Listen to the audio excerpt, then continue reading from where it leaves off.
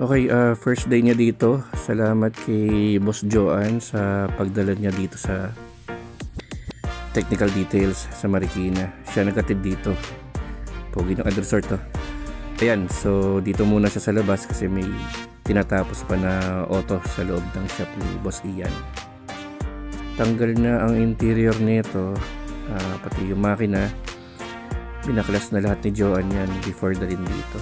So, salamat Joa, thank you.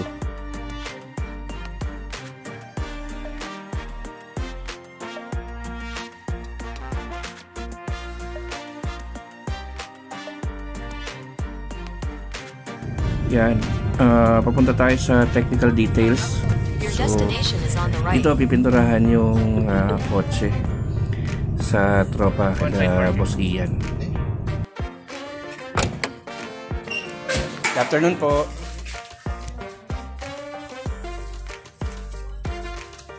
Tanggal na yung salaman.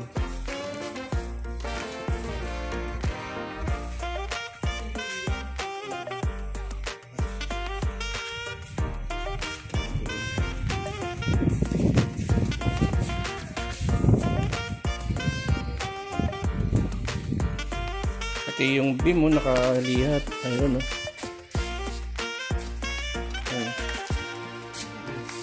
No? Sige po, thank you. Nalihan na rin.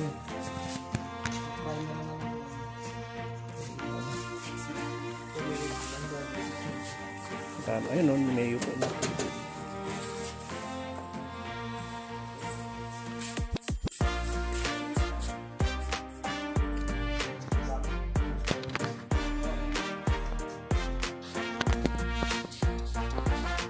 Okay, interior, baklas na lahat.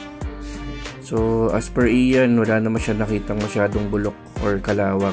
Mga minimal siguro meron, hindi naman natin may iwasan yan eh. Pero all in all, medyo goods pa. To sa harap, ang napansin kong una dito, itong bumper bracket, yung beam, talagang kininis pa nila. Kahit na nasa loob ito, talagang inayos talaga. Ito naman ang engine bay. Yan, yung firewall, nakinis na rin nila. Trunk area, okay naman. Pati yung dinadaanan ng tubig, wala pa naman siyang bulok. So, goods pa to. Trunk, okay pa yan, sariwa. Japan surplus yan nabili. So, goods pa yan. Yun, pogi. Tapos yung kulay neto, red pa rin para di masyado matrabaho. Pag-uusapan na lang namin nila Ian, nila Boss Aaron, yung shade ng kulay, kung ano yung maganda sa kanya, saka yung medyo tama doon sa edad ng auto. With the help of Sir Lex Autoworks din pala, salamat, inilapit niya tayo sa isang kumpanya ng pintura para ma-sponsoran siya ng materials ng paint. So hopefully mapagbigyan tayo.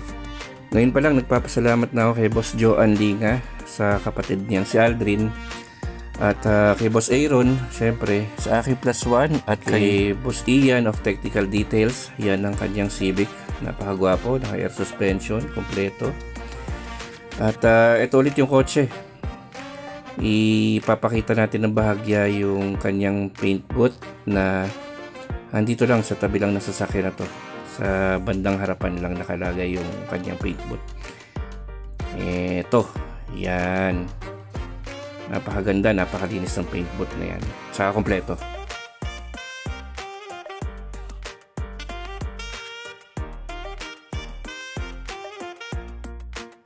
At ito na muna sa ngayon, pinakita lang muna natin kung nasan siya, kung ano na itsura niya, kung anong mga nagawa na.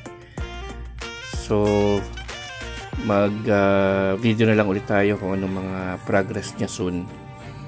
Abangan na lang natin. Okay, so salamat sa lahat. Again, salamat kay Technical Details.